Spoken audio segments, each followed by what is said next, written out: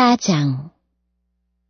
바리새인들은 예수님께서 요한보다 더 많은 사람을 제자로 삼고 세례를 준다는 소문을 들었습니다. 그러나 사실 예수님께서 직접 사람들에게 세례를 주신 것이 아니라 제자들이 세례를 준 것이었습니다.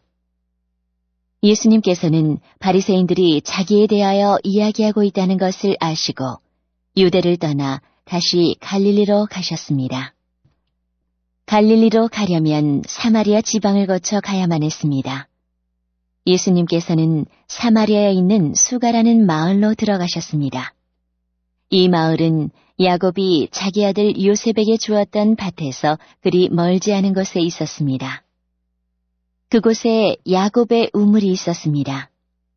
예수님께서는 오랜 여행으로 피곤하여 그 우물가에 앉으셨습니다. 그때가 대략 정오쯤이었습니다. 사마리아 여자 한 사람이 물을 기르러 나왔습니다. 예수님께서는 그 여자에게 내게 마실 물 좀 주시오. 라고 말씀하셨습니다. 이 일이 일어날 즈음 예수님의 제자들은 먹을 것을 사러 마을로 내려가고 그 자리에 없었습니다. 사마리아 여자는 예수님께 당신은 유대 남자고 나는 사마리아 여자인데 어떻게 나에게 마실 것을 달라고 할 수 있습니까? 라고 말했습니다. 당시 유대인들은 사마리아 사람들과 상종을 하지 않았습니다. 예수님께서는 그 여자에게 이렇게 대답하셨습니다. 당신이 하나님께서 주시는 선물이 무엇인지 또 내게 마실 것을 달라라고 말하고 있는 사람이 누구인지 알았더라면 오히려 당신이 그 사람에게 구하였을 것이고 그러면 그가 당신에게 생명의 물을 주었을 것이요. 그 여자가 말했습니다. 선생님, 당신에게는 물 기를 도구도 없고 이 우물은 매우 깊은데 어디서 그 생명의 물을 구한단 말입니까? 당신이 우리 조상 야곱보다 더 큰 분이란 말씀이십니까? 야곱은 우리에게 이 우물을 주신 분입니다. 그분도 친히 이 우물에서 물을 길어 마셨고 그분의 아들들과 가축들도 그렇게 했습니다. 예수님께서는 이 물을 마시는 사람은 다시 목마를 것이요. 그러나 내가 주는 물을 마시는 사람은 누가 되었건 간에 영원히 목마르지 않을 것이요. 내가 주는 물은 그 사람 안에서 계속 솟아나 영원한 생명을 가져다주는 우물이 될 것이요. 라고 대답하셨습니다. 사마리아 여자는 예수님께 선생님, 저에게 그런 물을 주셔서 제가 다시는 목이 마르지 않을 뿐더러 물을 기르러 여기에 오지 않게 해주십시오. 라고 말했습니다. 예수님께서는 그 여자에게 가서 당신 남편을 불러 이리로 데려오시오. 라고 말씀하셨습니다. 그 여자는 예수님께 저는 남편이 없습니다. 라고 대답했습니다. 그러자 예수님께서 당신이 남편이 없다고 한 말은 맞는 말이오. 실제로 당신은 남편이 5명이나 있었고 지금 당신과 함께 사는 남자도 당신 남편이 아니오. 당신이 방금 전에 말한 것은 틀린 말이 아니었어. 라고 말씀하셨습니다. 그 여자는 선생님, 제가 보기에 선생님께서는 예언자이십니다. 우리의 조상들은 이 산에서 예배하였으나 유대인들은 예배할 수 있는 유일한 장소는 예루살렘에 있다고 주장합니다. 라고 말했습니다. 예수님께서 이렇게 말씀하셨습니다. 여인이여, 나를 믿으시오. 이 산에서도 아니고 예루살렘에서도 아닌 당신네들이 아버지께 예배할 때가 올 것이요. 사마리아 사람인 당신네들은 알지 못하는 것을 예배하나 우리 유대인들은 우리가 알고 있는 것을 예배하오. 그것은 구원이 유대인들로부터 나오기 때문이요. 그러나 참되게 예배하는 사람들이 영과 진리로 아버지께 예배할 때가 올 것인데 지금이 바로 그때요. 그리고 하나님께서는 이렇게 예배하는 사람들을 찾고 계시오. 하나님께서는 영이시기 때문에 하나님께 예배하는 사람들은 반드시 영과 진리로 예배해야만 하오. 그 여자는 그리스도라고 불리는 메시아가 오실 것이라는 사실을 알고 있습니다. 그분이 오시면 우리에게 모든 것을 설명해 주실 것입니다. 라고 말했습니다. 그러자 예수님께서 여자에게 말씀하셨습니다. 지금 당신과 이야기하고 있는 내가 바로 그 메시아요. 바로 그때 예수님의 제자들이 마을에서 돌아왔습니다. 그들은 예수님께서 여자와 이야기하고 있는 것을 보고 무척 놀랐습니다. 그러나 아무도 선생님, 무엇을 구하고 계십니까? 라거나 선생님, 무슨 일로 그 여자와 이야기를 하고 계십니까? 라고 묻는 사람이 없었습니다. 그 여자는 물 항아리를 버려두고 마을로 돌아가 사람들에게 말했습니다. 여러분! 이리 와서 내 과거의 일을 다 말해준 사람을 한번 보세요. 이분이 메시아가 아닐까요? 그러자 사람들이 마을에서 나와 예수님께로 왔습니다. 그 사이 제자들은 예수님께 선생님, 음식을 좀 드시죠. 라고 청했습니다. 그러나 예수님께서는 나에게는 너희들이 알지 못하는 먹을 음식이 있다. 라고 대답하셨습니다. 그러자 제자들은 자기들끼리 누가 예수님께 먹을 것을 갖다 드렸을까? 라고 말했습니다. 예수님께서 이들에게 말씀하셨습니다. 나의 음식은 나를 보내신 분의 뜻을 행하고 그분의 일을 완수하는 것이다. 너희들은 넉 달이 지나야 추수 때가 될 것이다 라고 말하지 않느냐. 그러나 나는 너희에게 말한다. 눈을 들어 밭을 보아라. 이미 곡식이 익어 추수할 때가 되었다. 추수하는 사람은 벌써 추수한 대가로 품삯을 받고 영생을 위한 곡식을 추수하는 중이다. 그래서 씨를 뿌린 사람은 추수하는 사람과 함께 기뻐할 수 있게 될 것이다.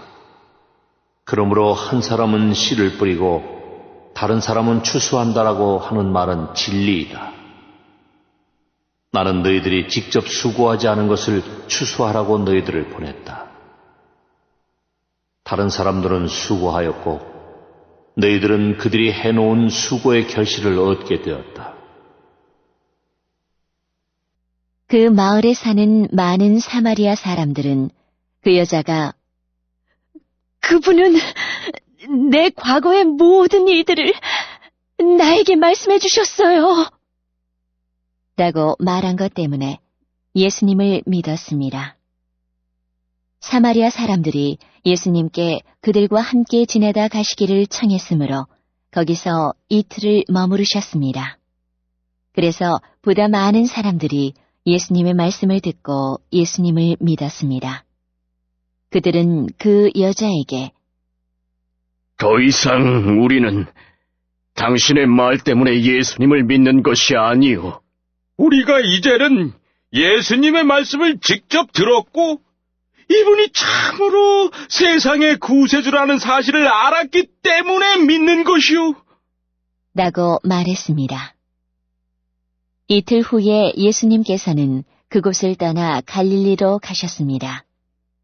전에 예수님께서는 예언자가 자기 고향에서는 존경을 받지 못한다고 직접 말씀하신 적이 있습니다. 예수님께서 갈릴리에 도착했을 때 그곳 사람들은 예수님을 환영했습니다. 왜냐하면 그 사람들은 유월절에 예루살렘에서 예수님께서 하신 모든 일들을 보았으며 또한 자신들도 유월절에 그곳에 있었기 때문입니다. 예수님께서는 갈릴리 가나를 또 방문하셨습니다. 이곳은 예수님께서 물로 포도주를 만드셨던 곳입니다. 이곳에는 높은 지위를 가진 왕의 신하 한 사람이 살고 있었습니다. 그 신하의 아들은 병에 걸려 가버나움에 있었습니다. 왕의 신하는 예수님께서 유대 지방에서 갈릴리로 오셨다는 소식을 듣고 예수님께 찾아가 가버나움으로 오셔서 자기 아들을 낳게 해달라고 간청하였습니다. 그 신하의 아들은 거의 죽기 직전에 있었습니다. 예수님께서 왕의 신하에게 말씀하셨습니다. 너희는 표적과 기이한 것들을 보지 않으면 전혀 믿으려 하지 않는다. 그 신하가 말했습니다. 선생님, 제 아들이 죽기 전에 가버나움으로 오십시오. 예수님께서 대답하셨습니다. 가시오. 당신 아들은 살 것이오. 그 사람은 예수님께서 자기에게 하신 말씀을 믿고 집으로 갔습니다. 그 사람은 집으로 가는 도중에 자기의 하인들을 만나 자기 아들이 살아났다는 소식을 들었습니다. 왕의 신하가 자기 아들이 낳게 된 때를 묻자 하인들은 어제 오후 1시 무렵부터 열이 떨어졌습니다. 라고 대답했습니다. 아이 아버지는 그때가 바로 예수님께서 당신 아들은 살 것이요 라고 말씀하신 그 시각과 정확히 일치한 것을 알고 자기와 그 집의 모든 사람이 예수님을 믿었습니다. 이것은 예수님께서 유대에서 갈릴리로 오신 후 행하신 두 번째 표적이었습니다. 5장 얼마 후 유대인의 명절이 되어 예수님께서는 예루살렘으로 올라가셨습니다. 예루살렘에 있는 양의 문 근처에 기둥 5개가 있는 연못이 있었습니다. 거기에는 히브리 말로 베데스다라고 쓰여 있었습니다.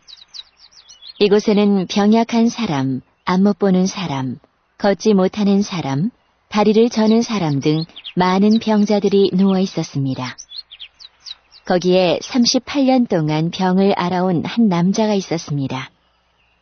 예수님께서는 그 남자가 누워있는 것을 보시고 그가 아주 오랫동안 병을 앓아온 사람이라는 것을 아셨습니다. 그래서 그에게 물으셨습니다. 낫기를 원하시오?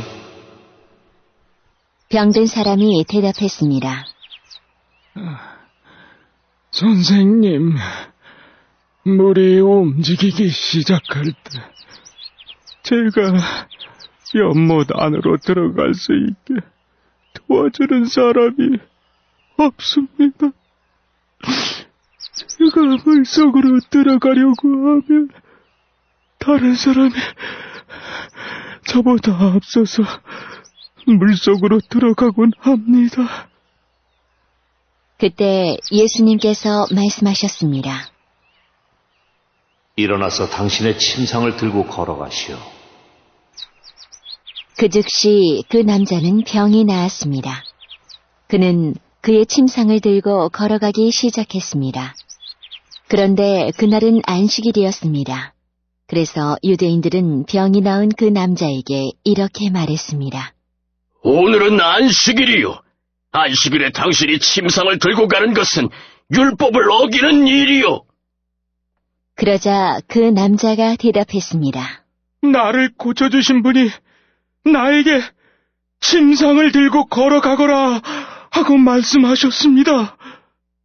당신에게 침상을 들고 걸어가라고 말한 사람이 도대체 누구요? 라고 유대인들이 다시 물었습니다. 그러나 병고침을 받은 사람은 어떤 사람이 자기를 고쳐주었는지 알 도리가 없었습니다. 왜냐하면 그곳에는 많은 사람이 있었고 예수님께서는 이미 군중 속으로 사라진 뒤였기 때문입니다. 얼마 후 예수님께서는 성전들에서 그 남자를 만나 그에게 말씀하셨습니다. 보시오. 당신은 이제 다시 건강해졌으니 더 악한 일이 당신에게 닥치지 않게 다시는 죄를 짓지 마시오. 그 남자는 그 자리를 떠나 유대인들에게 가서 자신을 고쳐주신 분이 예수님이라고 말했습니다. 예수님께서 안식일에 이러한 일을 하셨기 때문에 유대인들은 예수님을 핍박하기 시작했습니다. 그러나 예수님께서는 그들에게 이렇게 말씀하셨습니다. 내 아버지께서 지금까지 항상 일하시니 나도 일한다. 이 말 때문에 유대인들은 더더욱 예수님을 죽이려고 안달하였습니다. 그것은 그분이 안식일을 범할 뿐만 아니라 하나님을 자기의 친아버지라고 불러 자기를 하나님과 동등하게 여기고 있기 때문이었습니다. 그러나 예수님께서 말씀하셨습니다. 내가 너희에게 진리를 말한다. 아들은 어느 것 하나도 혼자서 할 수 없다. 아들은 다만 아버지께서 하시는 일을 보고서야 그것을 할 수 있을 따름이다. 그것은 아버지께서 무엇을 행하시든지 아들도 행하기 때문이다. 아버지께서는 아들을 사랑하셔서 그분이 하시는 모든 일들을 아들에게 보여주신다. 너희에게는 놀랄 만한 일이겠지만 아버지께서는 이보다 더 큰 일들을 아들에게 보여주실 것이다. 아버지께서 죽은 사람을 부활시키시며 그들에게 생명을 주시는 것처럼 아들도 자기가 원하는 자들에게 생명을 줄 것이다. 이뿐 아니라 아버지는 아무도 심판하지 않으시고 심판하는 모든 고난을 아들에게 맡기셨다. 하나님께서 이렇게 하시는 것은 모든 사람들이 아버지를 존경하듯이 아들도 존경하게 하기 위해서이다. 아들을 존경하지 않는 사람은 아들을 보내신 아버지도 존경하지 않는 것이다. 내가 너희에게 진리를 말한다. 누구든지 내 말을 듣고 나를 보내신 분을 믿는 사람은 영원한 생명을 얻었고 심판을 받지 않을 것이며 사망에서 생명으로 옮겨졌다. 내가 너희에게 진리를 말한다. 죽은 사람이 하나님의 아들의 음성을 들을 때가 올 것인데 그때가 바로 지금이다. 그 음성을 듣는 사람들은 살 것이다. 아버지 속에 생명이 있는 것처럼 아버지께서는 아들에게도 생명을 주어 그 속에 있게 하셨다.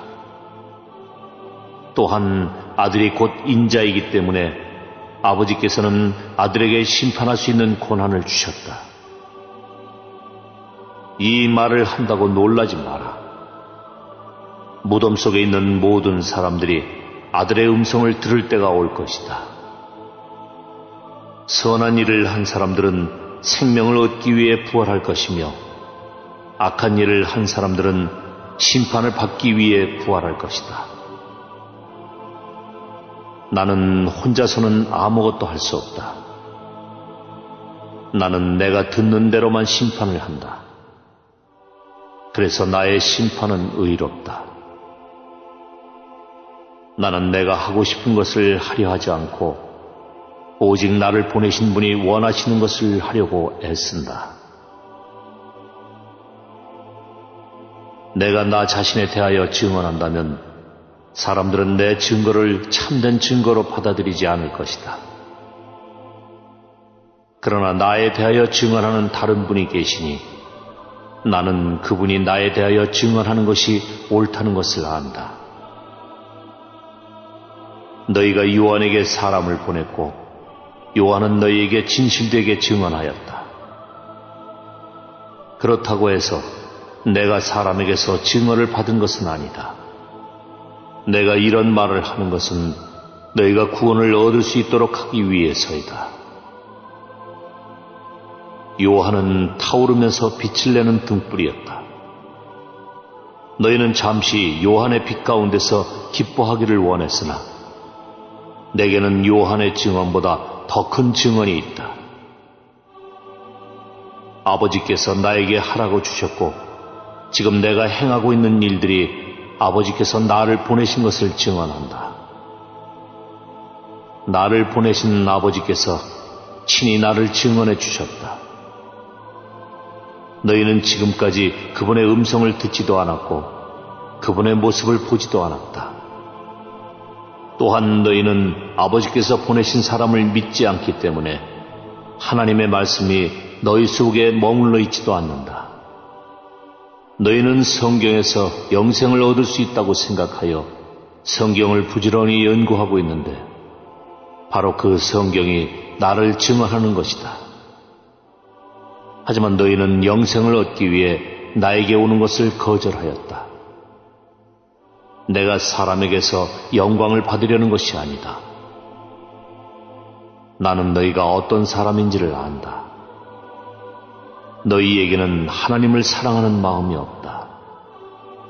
나는 나의 아버지로부터 받은 권세를 가지고 왔으나 너희는 나를 받아들이지 않는다.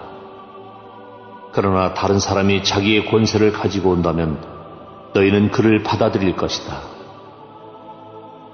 너희는 너희끼리 영광 받는 것을 좋아하면서도 하나님께로부터 오는 영광을 얻는 일에는 힘을 쓰지 않으니 너희가 어떻게 나를 믿을 수 있겠느냐? 내가 아버지 앞에서 너희를 고소할 것이라고 생각하지 마라. 너희를 고소하는 사람은 바로 너희가 소망을 두고 있는 모세이다. 너희가 모세를 믿었다면 나를 믿었을 것이다. 왜냐하면 모세가 기록한 것이 나에 관한 것이기 때문이다. 너희가 모세의 글을 믿지 않는데 내가 말하는 것을 어떻게 믿을 수 있겠느냐?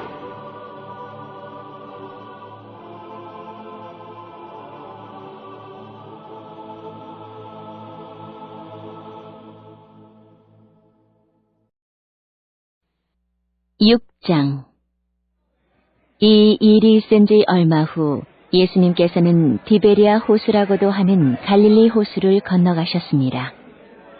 많은 사람이 예수님의 뒤를 따랐습니다. 그것은 사람들이 예수님께서 병든 사람들에게 행하시는 표적을 보았기 때문입니다.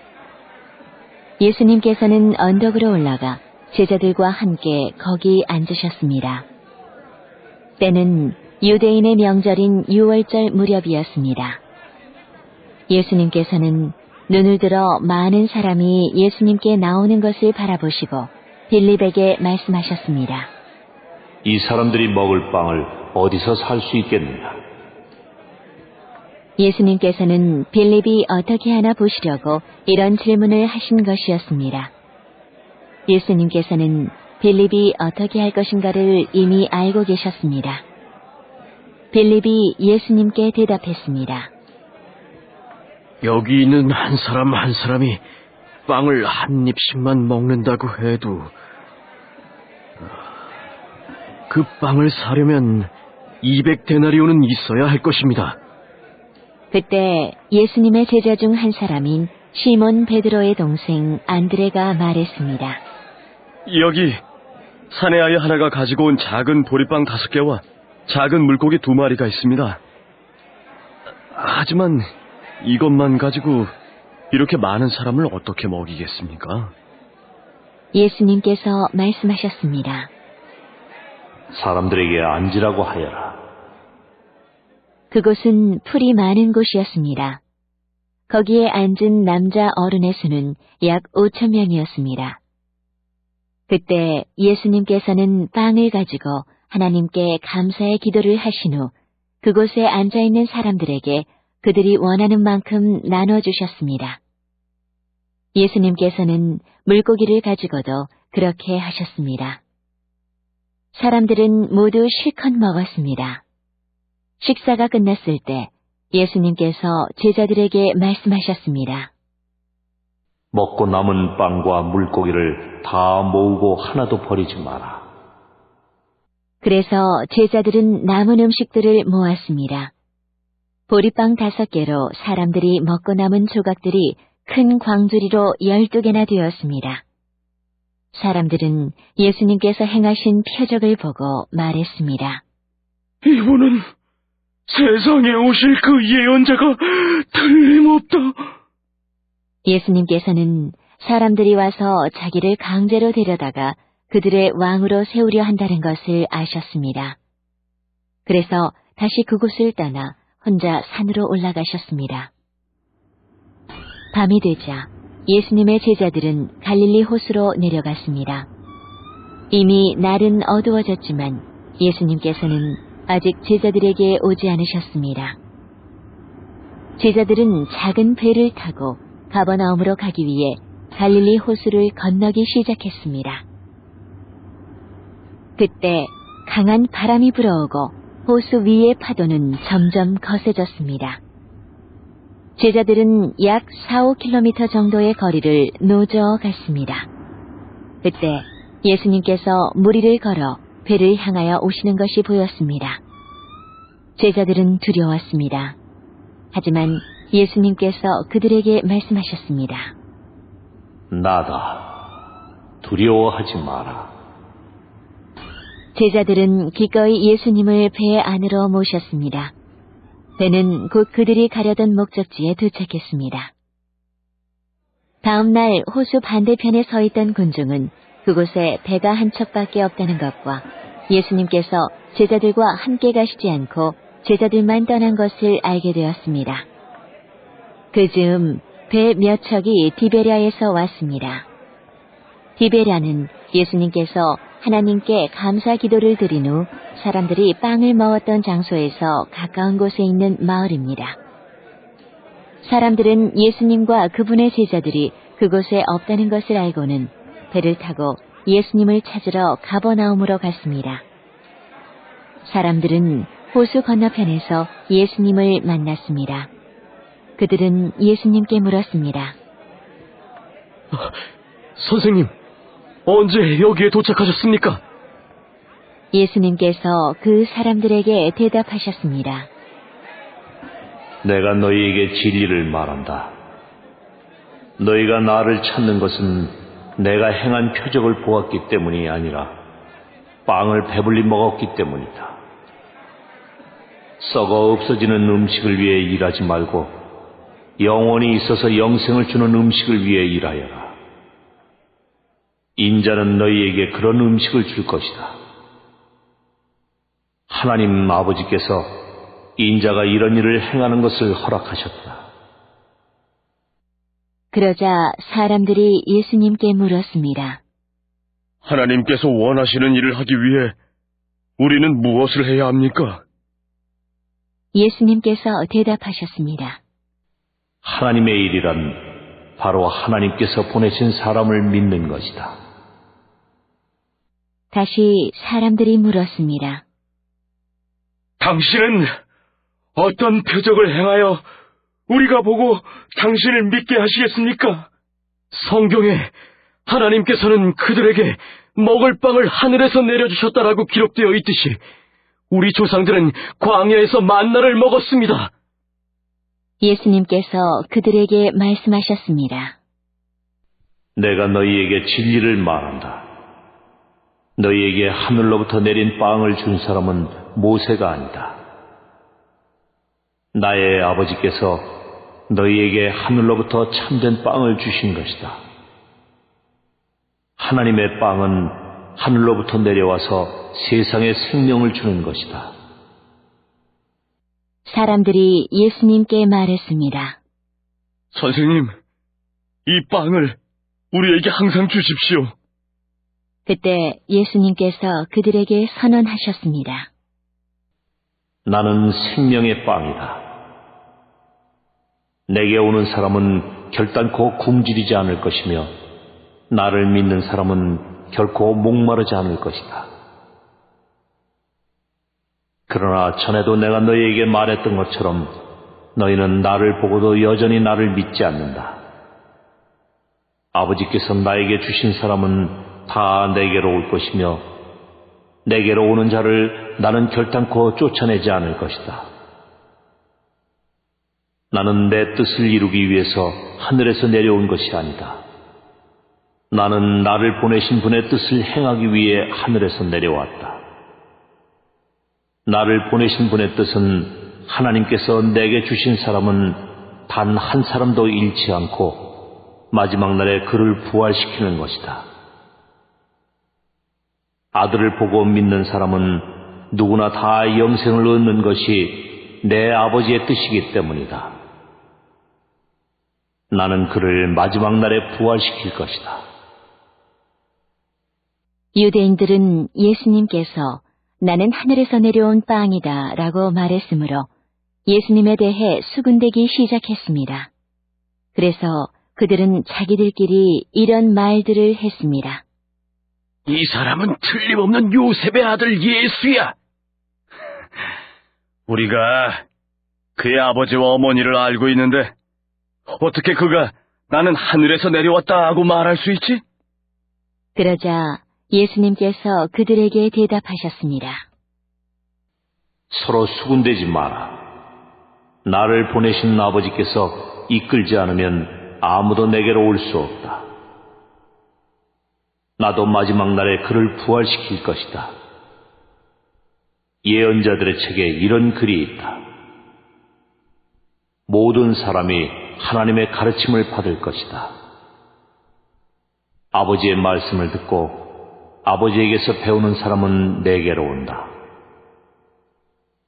하나님으로부터 온 사람 외에는 아버지를 본 사람이 없다. 오직 하나님으로부터 온 그 사람만 아버지를 보았다. 내가 너희에게 진리를 말한다. 믿는 사람에게는 영생이 있다. 나는 생명의 빵이다. 너희의 조상들은 광야에서 만나를 먹었지만 죽었다. 하늘에서 내려오는 빵이 여기 있다. 누구든지 이 빵을 먹으면 결코 죽지 않을 것이다. 나는 하늘에서 내려온 생명을 주는 빵이다. 누구든지 이 빵을 먹으면 영원히 살 것이다. 내가 줄 빵은 나의 살이다. 내 살은 세상에 생명을 준다. 그러자 유대인들은 이 사람이 어떻게 자기 몸을 우리에게 먹으라고 줄 수 있겠는가? 라고 말하며 서로 다투기 시작했습니다. 예수님께서 그들에게 말씀하셨습니다. 내가 너희에게 진리를 말한다. 너희가 인자의 살을 먹지 않고 또 그의 피를 마시지 않으면 너희 속에 생명이 없다. 나의 살을 먹고 나의 피를 마시는 사람은 영생을 얻으며 나도 그 사람을 마지막 날에 부활시킬 것이다. 나의 살은 참된 음식이며 나의 피는 참된 음료다. 나의 살을 먹고 나의 피를 마시는 사람은 누구든지 내 안에 있고 나도 그 사람 안에 있다. 살아계신 아버지께서 나를 보내셨고 나 또한 아버지 때문에 살고 있는 것처럼 나를 먹는 그 사람은 나 때문에 살 것이다. 하늘에서 내려온 빵은 너희 조상들이 먹고 죽었던 빵과 같지 않다. 이 빵을 먹는 사람은 영원히 살 것이다. 이 모든 말씀은 예수님께서 가버나움 회당에서 가르치실 때에 하신 말씀입니다. 예수님의 제자들 중에 여러 사람이 예수님의 말씀을 듣고 말했습니다. 이 말씀은 어렵다. 누가 알아들을 수 있겠는가? 예수님께서는 제자들이 이 문제로 수군거리는 것을 아시고 그들에게 이런 말씀을 하셨습니다. 이것이 너희에게 장애물이 되느냐? 그렇다면 인자가 전에 있던 곳으로 올라가는 것을 너희가 보면 어떻겠느냐? 생명을 주시는 분은 성령이시다. 그러므로 사람의 힘은 전혀 쓸모가 없다. 내가 너희에게 한 말은 성령의 말씀이고 생명의 말씀이다. 그러나 너희 중에는 믿지 않는 사람이 있다.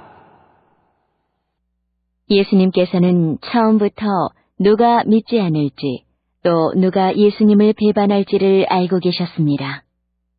예수님께서 계속 말씀하셨습니다. 그러므로 내가 사람이 내게 오는 것을 아버지께서 허락하지 않으시면 아무도 내게로 올 수 없다고 너희에게 말한 이유가 여기에 있다. 예수님께서 이 말씀을 하시자 제자들 중에 많은 사람이 예수님을 떠났습니다. 그들은 더 이상 예수님을 따르지 않았습니다. 그래서 예수님께서 12 제자에게 물으셨습니다. 너희들도 떠나고 싶으냐? 시몬 베드로가 예수님께 대답했습니다. 주님께 영생의 말씀이 있는데 우리가 누구에게 가겠습니까?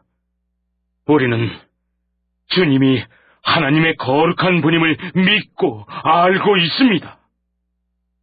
예수님께서 제자들에게 대답하셨습니다. 내가 너희 12사람을 선택하지 않았느냐? 그러나 너희 중에 한 사람은 마귀니라. 예수님께서는 가룟 사람 시몬의 아들 유다를 두고 말씀하신 것이었습니다. 유다는 12 제자에 들어있던 사람이었지만 후에 예수님을 배반했습니다.